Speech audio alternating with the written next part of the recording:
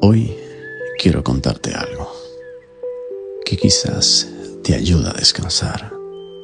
Hace cientos de años, antes de que existiera la electricidad, la gente se guiaba por las estrellas.